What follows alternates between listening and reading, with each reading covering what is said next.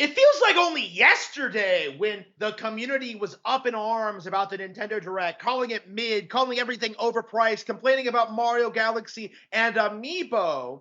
And before those products even release, I'm seeing signs that they're doing very, very well, that people are hyped for them, that people are excited for them. I've seen people talk about how Amiibo have gotten better over the years because of the higher price points, because Nintendo is investing more on like making the figure is higher quality. Like I'm seeing more enthusiasm for Amiibo in particular than I have in the past decade. I myself have picked up a new figure for the first time in years, honestly. I don't think I've picked up new Amiibo since like 2017.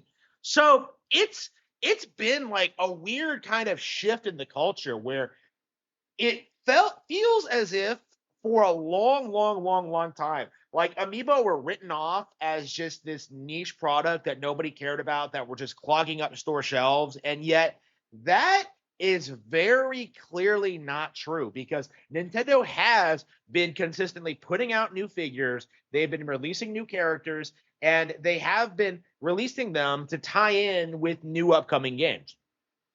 And what's more is that people seem more enthusiastic about Amiibo now than they did back then. And I really have to wonder like what the change has been, because the people who are coping and seething about the figures don't really understand that, they're collectibles, that they're reasonably priced, that they are, just fun to have around and look at. I myself have kind of become more enamored with Amiibos over the years. But my point is that the two major things that people complained about in this direct, things like Amiibos, games like price points, both of them kind of have been demonstrated to not have impacted sales in any way, shape, or form.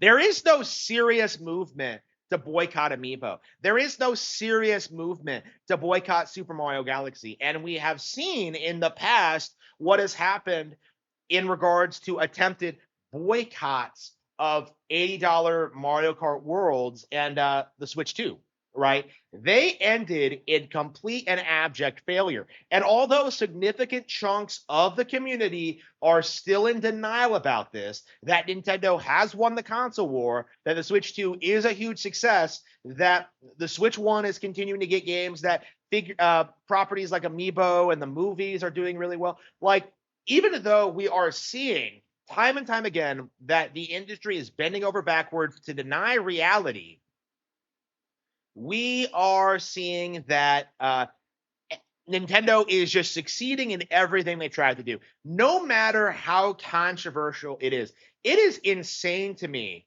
that Pokemon Sword and Shield had that insane controversy attached to it, Dexit, and yet within a generation, not only was the controversy completely eradicated, we have seen insane growth in the Pokemon brand, especially when it comes to the TCG. So it's interesting that something as controversial as Amiibo could 10 years later suddenly be this huge monumental like hype thing, even though we've spent the past 10 years being told by YouTubers, by analysts, by industry people that Amiibo are just a waste of everyone's time and don't really add anything to the experience. That is very clearly not true. How often can the people complaining about the prices buy this stuff day one and then continue to act as if they're actually a voice for the people? Because clearly there's demand for this stuff. Clearly people are willing to pay the price point. People are buying the games, especially the people who are most vocally opposed to them. Just look at Mudahar. So, like, my call to action, with this video, like, I want to see a complete and total, like, ending to the price point seething. I am sick and tired every single Nintendo Direct of people like seeing a game and then just being like, well, what's the price point though? Like, nobody cares. I don't want to hear that ever, because we all know you're just going to buy it anyway. Like, oh, but Mario Galaxy 1 and 2 were $20 on the Wii U. Yeah, because every Wii game was $20 at the time.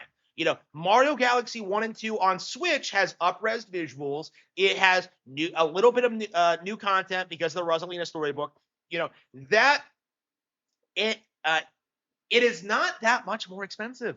$70 is not that much pricier than 40, and you can buy the game separately if you want. So, like, what is the deal? Like, the amiibo figures are higher quality. What is the deal? Mario Kart World is $80. Yeah, because Mario Kart is one of Nintendo's biggest IPs.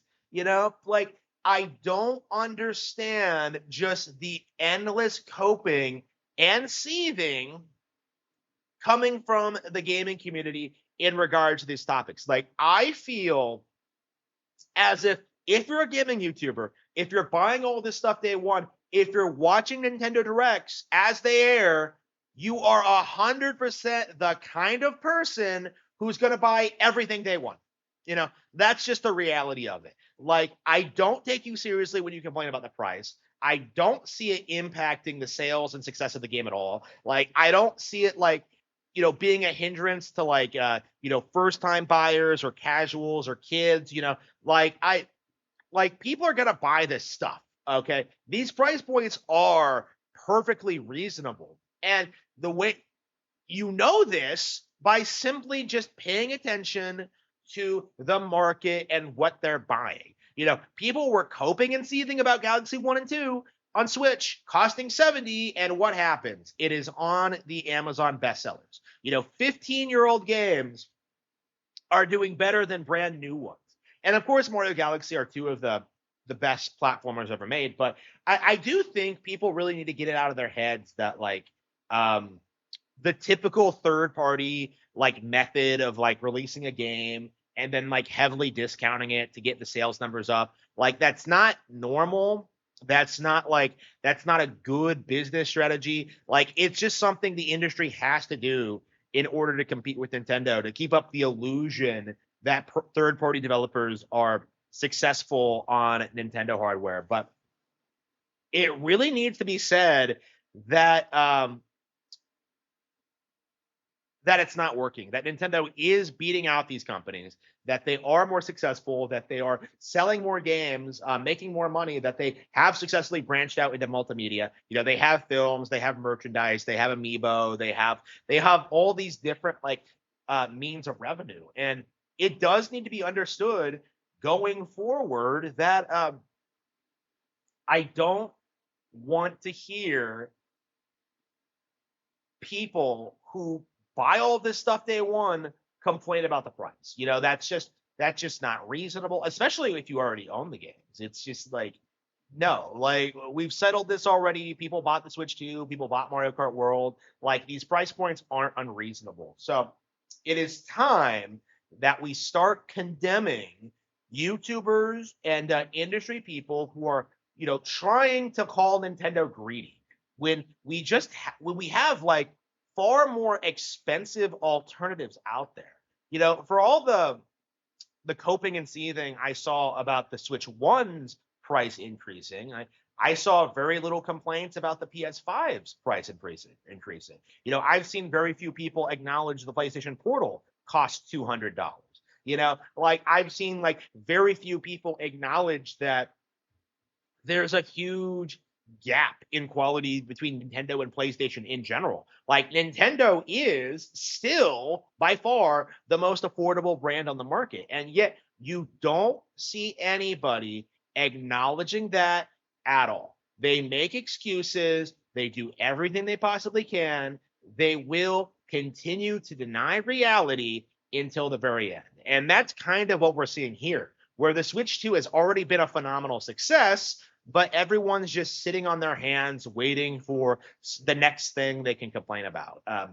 And right now, the only thing they can do is just whine about the price and try and gaslight people into thinking that it's too expensive, when in reality, these price points are perfectly reasonable.